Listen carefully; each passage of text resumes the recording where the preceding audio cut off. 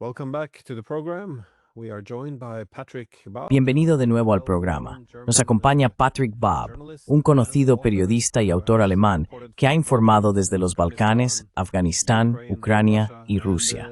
Y acaba de publicar un nuevo libro, Propaganda Press, wie uns Medien und, perdón por destrozar tu idioma. Esto se traduce como la prensa de propaganda, cómo los medios y los escritores a sueldo nos empujan a las guerras. Así que, muchas gracias por venir.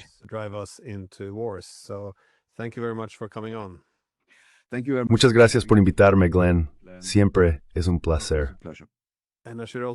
Y también debería mencionar que tiene un nuevo canal de YouTube, Gegen den Strom a Kontraktante. Perdón, no tormenta, Strom. Sí, contra la corriente, es decir, contra la prensa de propaganda dominante. De nuevo, perdón por destrozar tu idioma. Me baso en el alemán que aprendí en el instituto, así que no es gran cosa. En fin, has cubierto la guerra en Ucrania desde ambos lados del frente, lo que te da una visión muy matizada del conflicto. Por desgracia para ti, ya no hay mucho espacio para ese tipo de cobertura y análisis objetivos en los medios actuales, como sugiere tu nuevo libro. Me refiero a las narrativas de guerra. Siempre tienen que elevarse por encima de la realidad.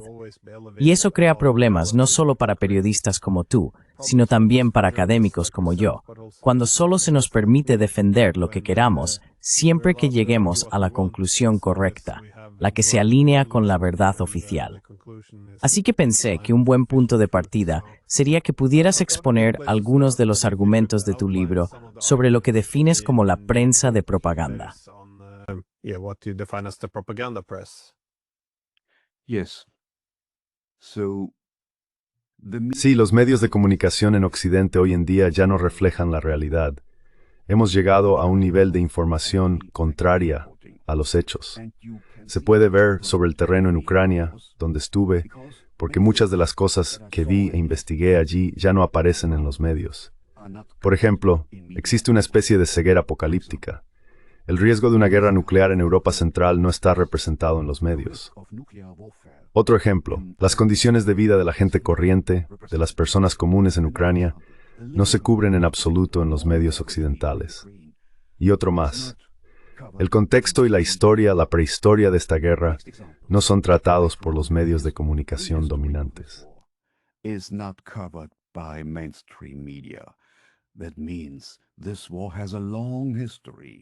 Eso significa que esta guerra tiene una larga historia. Y según el exsecretario general de la OTAN, Stoltenberg, no comenzó en febrero de 2022, sino en 2014 con el golpe en el Maidán. Otro ejemplo es el riesgo moral de la prensa. Escriben a favor de la continuación de la guerra. No hay reconocimiento del hecho de que cientos de miles de personas están muriendo en este conflicto. La prensa no cumple sus propias reglas. Una regla importante en el periodismo es incluir la versión contraria, escuchar a ambas partes, y eso es algo que la prensa no hace. Desde mi punto de vista, el trasfondo de esto puede explicarse por 5 razones.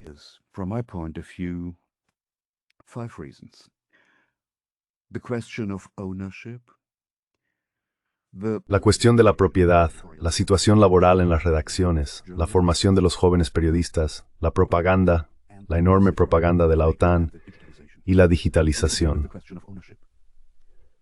Permítame comenzar con la cuestión de la propiedad. Los periódicos y los medios de comunicación son de propiedad privada, y esta gestión privada tiene el derecho de definir la línea política de las redacciones. Si no quiero representar esa línea como reportero o editor en los medios públicos, fui reportero de la televisión pública del norte de Alemania. Los jefes, la dirección, están tan cerca de los políticos porque los políticos forman parte de los consejos de supervisión y las carreras personales de los primeros editores y de los redactores jefes dependen de esos políticos.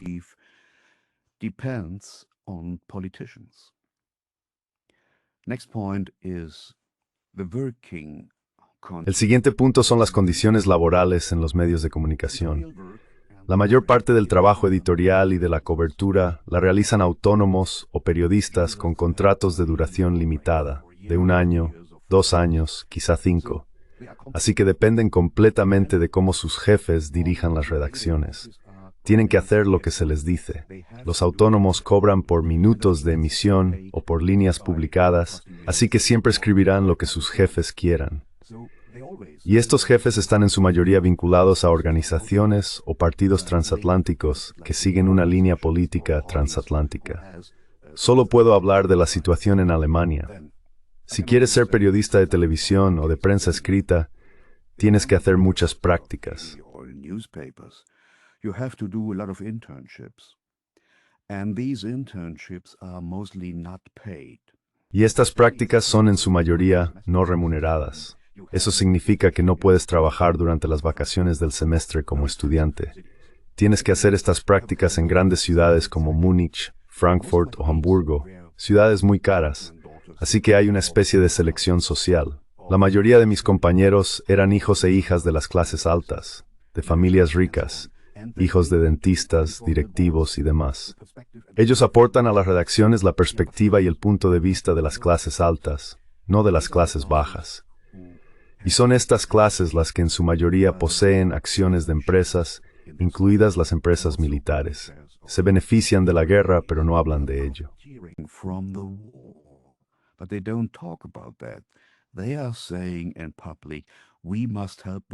Dicen en público, debemos ayudar a los pobres ucranianos contra los malos rusos. Y el siguiente punto es la enorme propaganda de la OTAN.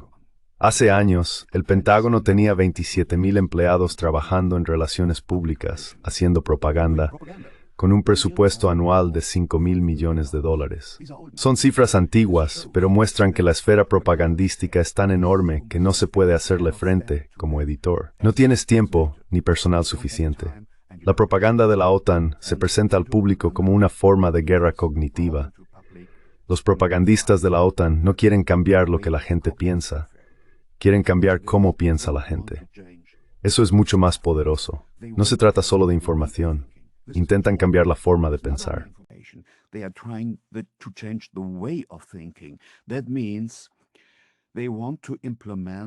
Eso significa que quieren implantar una forma de pensar guiada no por la razón, sino por las emociones, la rusofobia, el resentimiento y todo eso.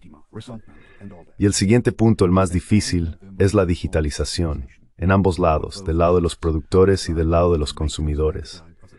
La digitalización significa que en la era liberal, las empresas operan en el mercado, y el mercado es una esfera libre, cualquiera puede ir allí a vender o comprar algo. Pero en el mundo digital, las empresas líderes son el mercado. Amazon es un mercado, Google es un mercado, principalmente un mercado de información. Y los propietarios del mercado, estas empresas privadas, ¿de qué se vende en el mercado?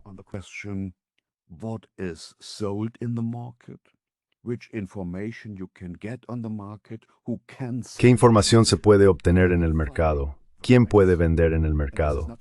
Están definiendo los derechos, y esto no es libertad de información, es solo una decisión privada, nada más. Y esto tiene consecuencias. No se puede encontrar la realidad en Internet. Lo que se puede encontrar es únicamente lo que ha pasado por los filtros de carga de las empresas privadas y los servicios secretos. Eso hace que obtener información sea mucho más difícil. Hay que estar sobre el terreno para averiguar cómo son realmente las cosas, porque Internet no representa la verdad. Y este es un punto importante. Por un lado y por otro, el principal medio hoy en día es el teléfono inteligente.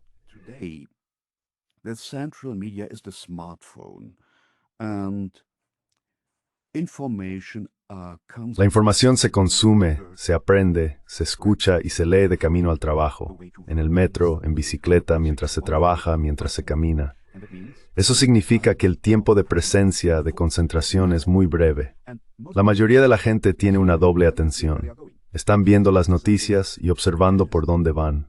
Y los editores lo saben. Para conseguir suficientes clics y visualizaciones, intentan centrar la información en la personalización y la emocionalización. Y eso va en contra de la información de contexto.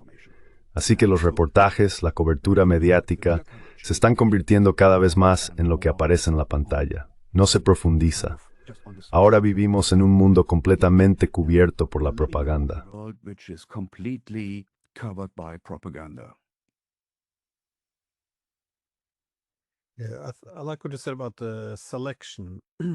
Me gusta lo que dijiste sobre la selección. No hace falta contratar periodistas y luego adoctrinarlos.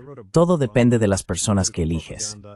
Escribí un libro sobre propaganda política y rusofobia y cité una oferta de trabajo del New York Times. Creo que era de 2016. Más o menos empezaba con un lenguaje como «El brutal y opresivo régimen de Putin amenaza la libertad en toda Europa» y cosas por el estilo. Luego decía, buscamos ahora un periodista independiente. Basándome en ese anuncio, es bastante evidente qué opiniones quieren del periodista. No van a tener un reportero objetivo e independiente. Están reclutando a alguien que ya ha llegado a las mismas conclusiones que ellos.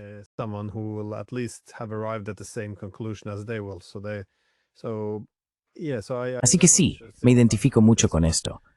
Pero me pregunto si también hay un problema más profundo con la forma de informar. Porque cuando estudias, al menos en el ámbito académico en la Unión Europea, tienes la impresión de que existe una obsesión con el constructivismo, la idea de que uno puede construir socialmente su propio mundo, esa obsesión con los actos de habla. En otras palabras, la forma en que los medios informan y los políticos hablan no busca describir la realidad, sino construir nuevas realidades sociales. Así que, cuando se informa sobre la guerra, se quiere generar apoyo para la guerra. Se busca confianza, asegurarse de que el público crea que estamos ganando, que los rusos son inútiles, que los rusos son malvados, que los ucranianos son virtuosos y víctimas, y que la OTAN no tiene nada que ver con ello.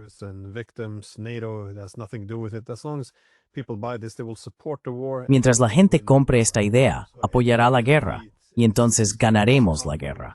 Así que no se puede informar de ninguna derrota. Además, no podemos hablar de cosas como el contexto. Si dices lo que piensan los rusos, porque los rusos ven esto como una guerra defensiva por su propia existencia, no tienes por qué estar de acuerdo, pero así es como lo ven ellos. Sin embargo, ni siquiera se puede informar sobre cómo interpretan las cosas los rusos, porque entonces podrías construir una realidad que la legitime y la gente podría empezar a simpatizar con Rusia. Así que nada de eso está permitido. Se elimina y se censura. No se puede informar sobre las enormes bajas ucranianas ni sobre que están sufriendo más pérdidas que los rusos, porque eso podría debilitar el apoyo público a la guerra. Entonces ya no la apoyarían.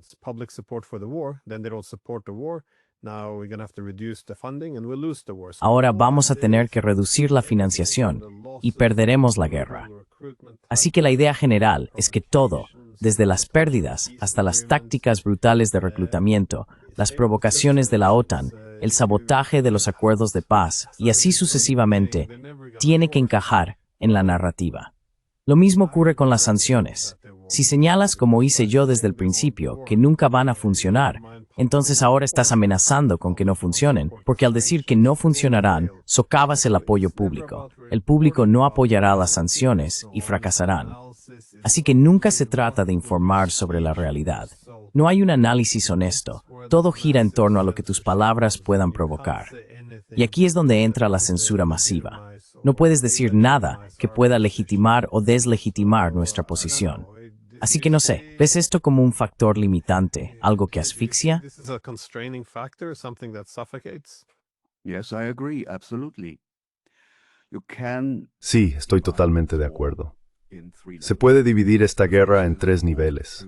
El primero es la guerra a lo largo de la línea del frente. Es una guerra a gran escala, una guerra total que se extiende unos 1.400 kilómetros por el este de Ucrania. Las tropas rusas están aumentando la presión sobre el lado ucraniano, avanzando paso a paso, y Ucrania ha sufrido enormes bajas. Según una filtración del Estado Mayor ucraniano, hay unos 1,7 millones de soldados muertos o desaparecidos en el bando ucraniano. Ese es el primer nivel. El segundo nivel es la guerra económica mundial contra la Federación Rusa. Y tienes toda la razón, las sanciones han fracasado. Aún así, siguen haciendo lo mismo, discutiendo el siguiente paquete de sanciones y esperando resultados diferentes. and expecting different results. This is for me a sign of mental madness. Para mí, esto es una muestra de la locura mental de las élites occidentales. Y el tercer nivel es la guerra de propaganda.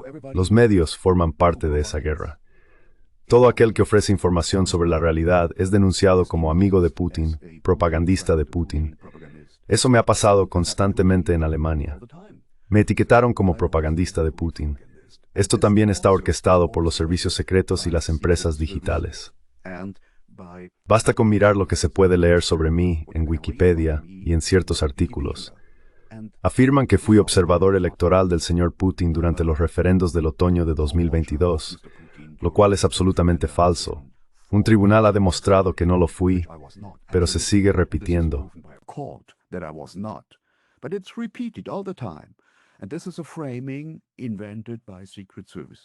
Y este es un marco inventado por los servicios secretos, porque los servicios secretos están escribiendo en Wikipedia y moldeando la información allí.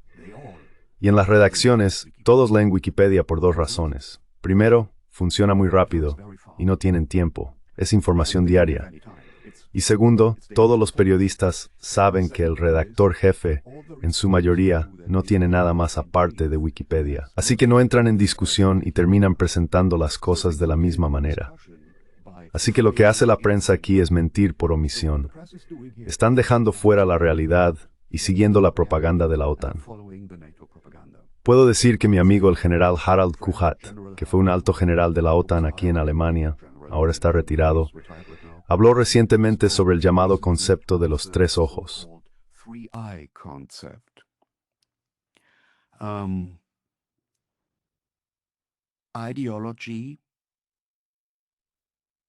Ideología, incompetencia e ignorancia. Incompetencia porque los periodistas no siguen sus propias reglas. Tienen que responder a 7 preguntas. ¿Quién hizo qué? ¿Cuándo? ¿Por qué? ¿Cómo? ¿Con qué motivo? ¿Y de dónde proviene la información? Y hay que responderlas. Hay que escuchar a ambas partes y hacer una especie de verificación de la realidad. Pero no siguen sus propias reglas. Ignorancia. La mayoría de los periodistas alemanes no saben nada sobre Ucrania, sobre el este de Ucrania, sobre Rusia. Simplemente no tienen idea de lo que ocurre sobre el terreno. Y ese vacío se llena con ideología, porque es fácil hacerlo. Y ese es el trasfondo de todo el espectáculo. Así que yo recomendaría, no confíes en la prensa.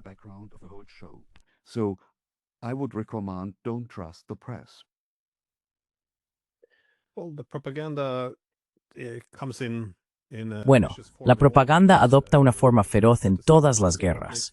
Tendemos a verlo así. Pero creo que lo que hace que esta guerra sea única no es solo que llevamos un siglo con una dieta constante de propaganda antirrusa, sino también la ironía de la falta de familiaridad con Ucrania.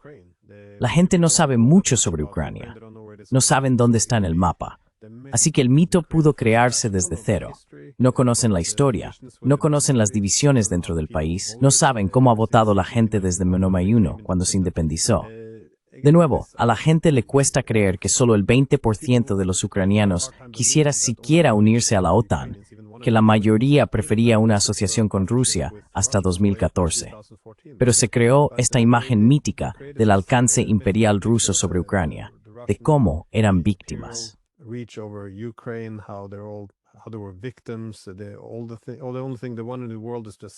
La única cosa, el único objetivo en el mundo es escapar de la sombra de Rusia. Y esa es la historia. Intentaron rehacerla convirtiéndola en esencia en la narrativa polaca, casi porque Polonia sí tenía esa oposición feroz, casi unánime a Rusia. Sin embargo, en Wikipedia tengo el mismo problema. Mi página de Wikipedia es simplemente ridícula. En el apartado de ocupación, antes no ponía profesor, sino funcionario propagandista ruso. Así que ya sabes, llega a tal extremo que resulta cómico. Pero puede ser eficaz si lo que quieres es difamar a alguien. También he notado en los medios, cuando lanzan acusaciones, que hay una expresión encantadora que utilizan. Si alguien ha sido acusado de algo, ha sido acusado de respaldar a Putin o de apoyar la guerra, eso significa que tienes... Bueno, yo nunca he apoyado la invasión de Ucrania, pero si alguien te ha acusado de ello, esa es su forma de presentarte.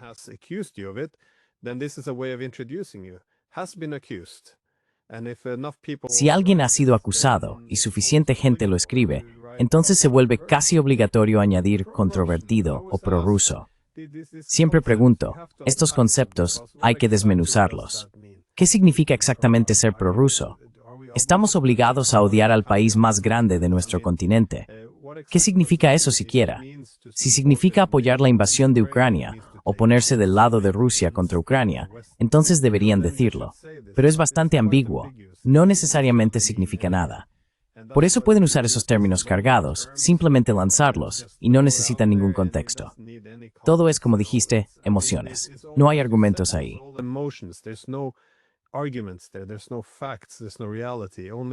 No hay hechos, no hay realidad. Solo se vende la idea de que existen dos grupos, nosotros y ellos. Y este tipo está obviamente con ellos porque no dice las cosas correctas. Sí, pero quería preguntarte sobre las ONG.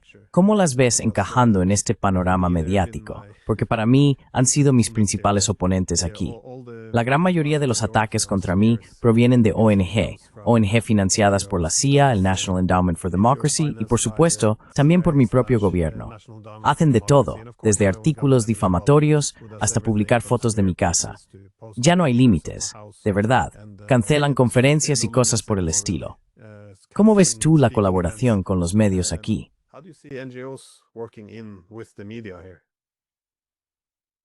In Germany alone, according to a new study, Solo en Alemania, según un nuevo estudio, tenemos más de 300 ONG, las llamadas organizaciones no gubernamentales, que son financiadas por el gobierno. Tengo que decir que en realidad son organizaciones no gubernamentales organizadas por el gobierno, o gongos, creadas para moldear la realidad y presentar una imagen propagandística al público. Estas llamadas ONG se establecen para atacar a cualquiera que se niegue a seguir las narrativas del gobierno y de la OTAN. Ese es su trabajo. Pero no solo estamos tratando con estas más de 300 ONG, están integradas en una red más amplia de aparatos ideológicos, escuelas, universidades, iglesias, grupos de expertos, medios de comunicación, que trabajan todos en la misma dirección. are working in the same direction. And so these ideological apparatuses Estos aparatos ideológicos tienen como objetivo garantizar que la población siga la economía de mercado y las normas del Estado. Tienen que generar credibilidad. Hoy en día, en estas ONG, universidades y grupos de expertos, se incorporan jóvenes académicos. Trabajan como autónomos con contratos temporales de 1, 2 o 3 años, básicamente trabajos por proyecto. Es un precariado académico. Y estas personas se encuentran en una situación laboral incierta y muy liberalizada.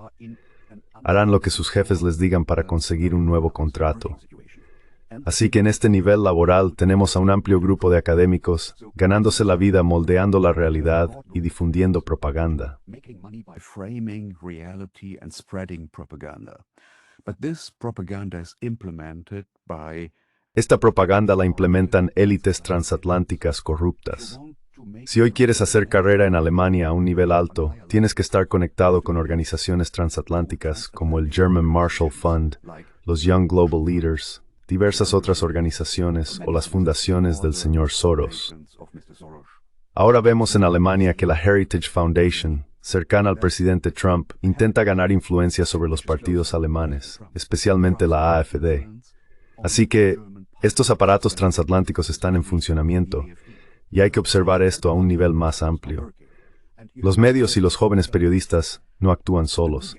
Están integrados en una red más amplia de aparatos ideológicos. Diría que nos enfrentamos a un amplio complejo de propaganda y censura, una industria de la censura. censorship complex, a censorship industry. Yeah, no, it's quite shocking the direction it's going. Sí, es bastante impactante la dirección que está tomando. Déjame preguntarte hacia dónde ves que se dirige Alemania ahora, porque hay que ponerlo en contexto. Con toda esta propaganda, las políticas del canciller Merz no son precisamente populares.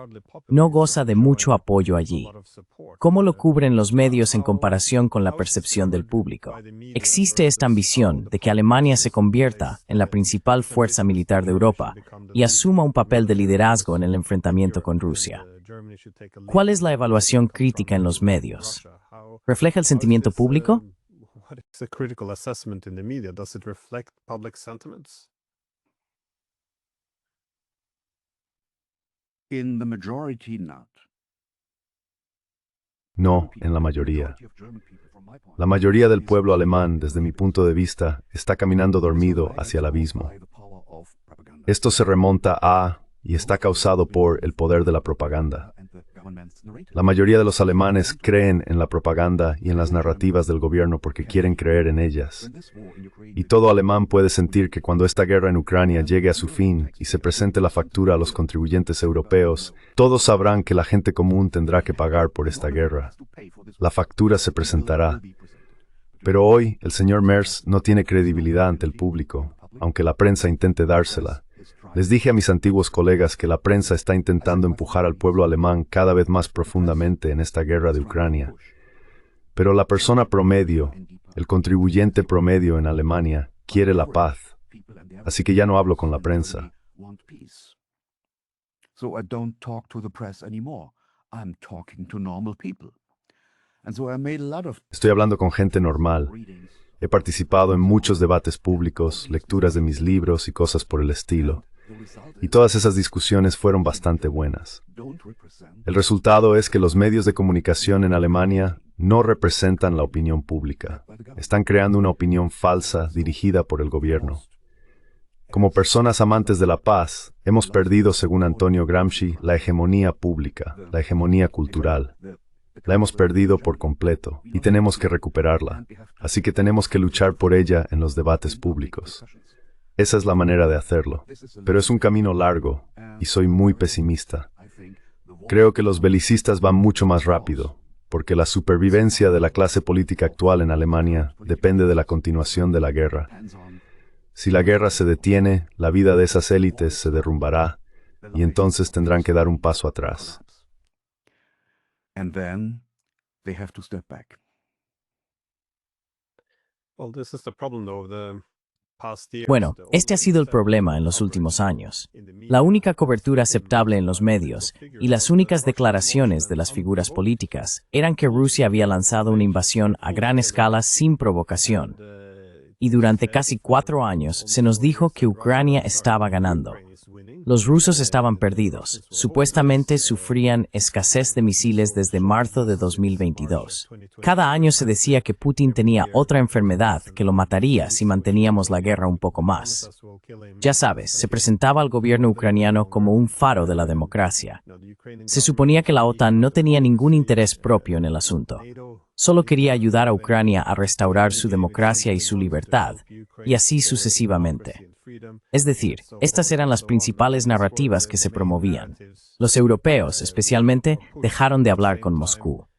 Bloquearon la diplomacia mientras declaraban que todo se decidiría en el campo de batalla.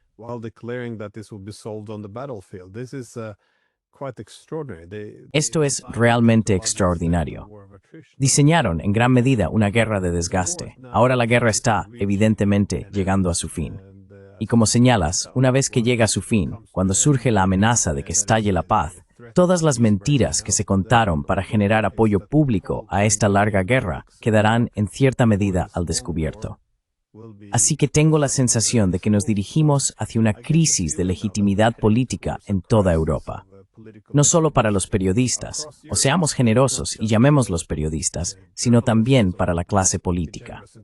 Ahora bien, dado que Alemania ha sido, supongo, uno de los principales países que más ha invertido en esta guerra, tanto en términos de dinero como de capital político, ¿prevés también una crisis de legitimidad política no solo para esos políticos, sino para el sistema en su conjunto?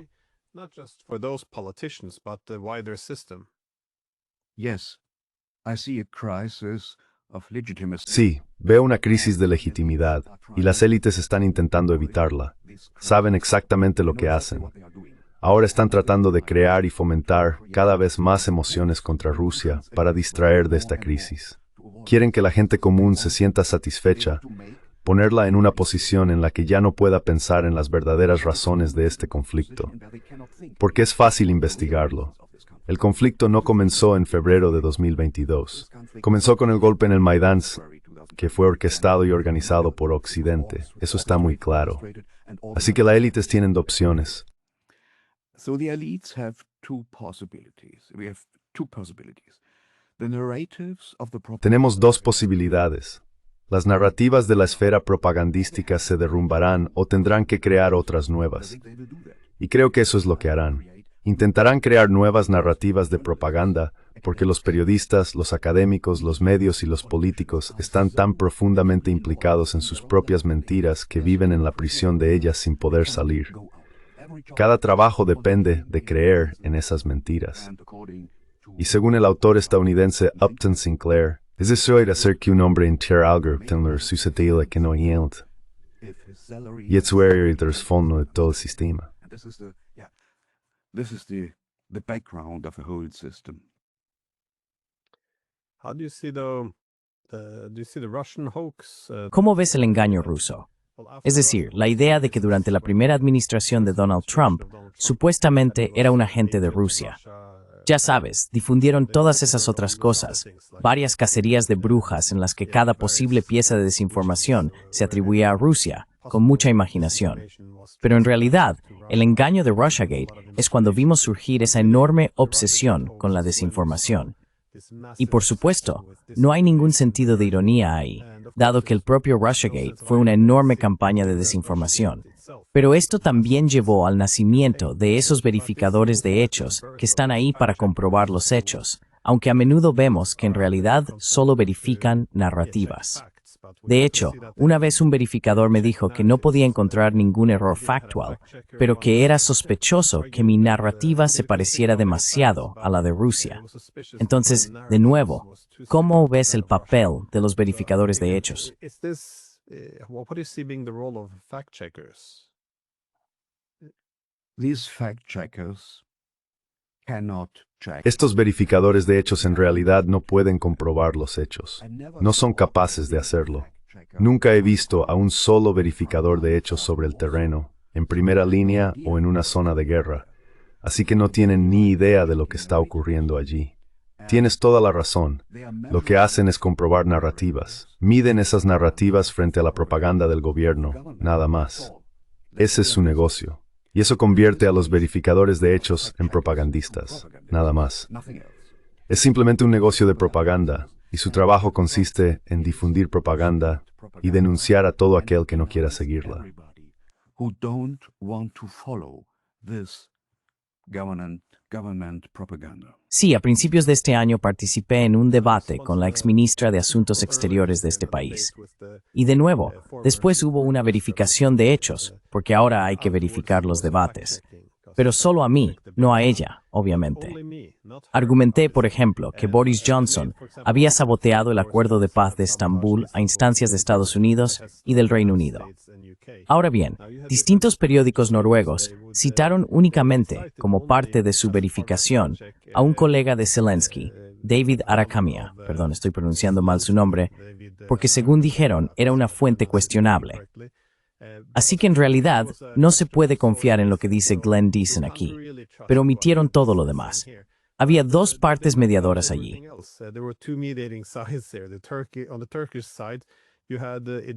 En el lado turco, este sabotaje fue confirmado por el ministro de Asuntos Exteriores y también por el presidente Erdogan. El otro mediador fue Israel, donde el ex primer ministro Bennett confirmó lo mismo. Estaba el ex jefe del ejército alemán, como mencionaste antes, el general Kuyat, que también defendió esta idea. Hubo una entrevista de Bloomberg en marzo de 2022, y tras entrevistas con líderes estadounidenses y británicos, dijeron que el único resultado aceptable era un cambio de régimen en Moscú. Incluso Boris Johnson, en artículos y discursos, dijo que no podíamos aceptar una paz mala, que debíamos ser pacientes, apoyar a Ucrania en el campo de batalla, todo eso.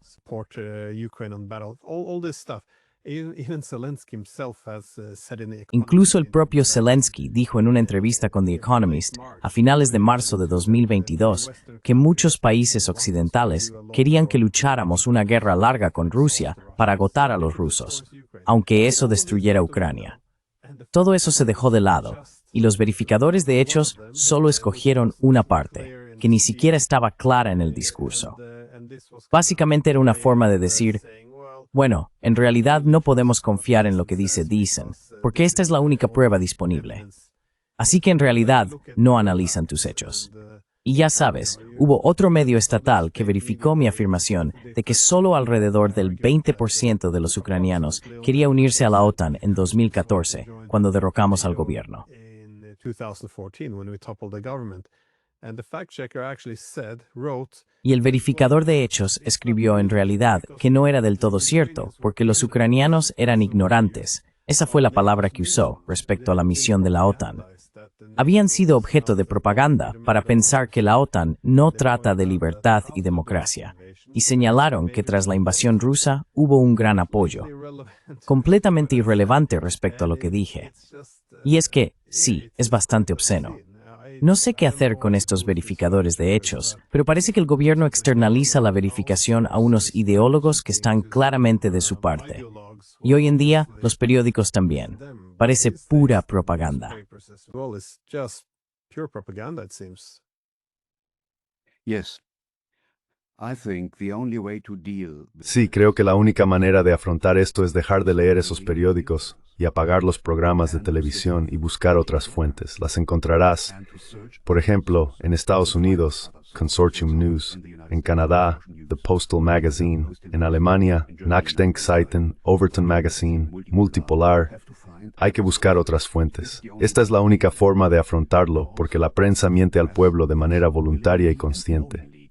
Es muy evidente, y está demostrado que el primer ministro Boris Johnson intentó sabotear el proceso de paz. Tenemos fuentes en Gran Bretaña y Londres, y también en Kiev, Ucrania. in London, and we have sources in Kiev, Ukraine. So we have both sides. Así que ambas partes están informadas sobre eso. Y en cuanto al proceso de paz que comenzó apenas unos días después de la invasión rusa, todos los que participaron en él, por ejemplo, nuestro antiguo canciller Schröder, que estuvo profundamente implicado junto con su esposa, dijeron sí, tuvimos un proceso de paz y llegamos a un resultado. Pero la prensa miente al respecto, miente por omisión. ¿Y hablarías con un mentiroso? Yo no lo haría. No voy a esos programas de tertulia en televisión, ni a nada parecido. Estoy completamente cancelado en los medios de comunicación convencionales. Y eso es lo mejor que podría haberme pasado. And this is the best what could happen to me. This was the reason for many people in Germany to buy. Esta fue la razón por la que mucha gente en Alemania compró mis libros, porque quieren estar informados frente a la propaganda de los medios de comunicación dominantes. The best what we Así que creo que lo mejor que podemos hacer es adoptar una postura fundamental de oposición a esos medios y a su sistema de mentiras y censura. Es la única manera de afrontarlo. Al final, los medios dominantes estarán tan comprometidos por mentir sobre los hechos durante el periodo del coronavirus y la guerra de Ucrania que se desacreditarán a sí mismos. Nadie los leerá ya, perderán a su público. Y tenemos que empujar a estos medios de propaganda a una posición en la que pierdan a su audiencia. Necesitamos nuevos medios. Esa es la manera de afrontarlo. to lose their audience. We need new media. This is the way of dealing with. Yeah, no, I very much agree. So, Estoy muy de acuerdo. No recuerdo quién lo dijo. Fue un alto funcionario checo, pero señaló que bajo el régimen comunista, dado que los medios y todo estaban controlados, era necesario tener una arquitectura de información paralela, es decir, medios para difundir información y permitir un libre intercambio de ideas, para presentar hechos y argumentos, incluso si contrastan o entran en conflicto con la narrativa del gobierno. Así que es un camino triste el que hemos tomado. ¿Tienes algún pensamiento final sobre el tema de la censura y esta prensa propagandística? Propaganda press. Yeah, I would recommend to the people stop. Sí, recomendaría que la gente dejara de leer los medios de propaganda y buscara otras fuentes. Necesitamos otra esfera de información para enfrentarnos a la realidad, porque los medios tradicionales no tratan con la realidad, tratan con narrativas y propaganda. Tenemos que volver a la verdad. Por eso llamé a mi nuevo canal de YouTube. Quien quiera llegar a la fuente, tiene que nadar contra la corriente. Esa es la manera de enfrentarse a la prensa dominante. And that's the way of dealing with mainstream press. Bueno, Patrick Bob, muchísimas gracias por tomarte el tiempo. Y de nuevo, para los oyentes, vale la pena echar un vistazo al libro y también al canal de YouTube. Así que, gracias otra vez. Muchas gracias, Glenn.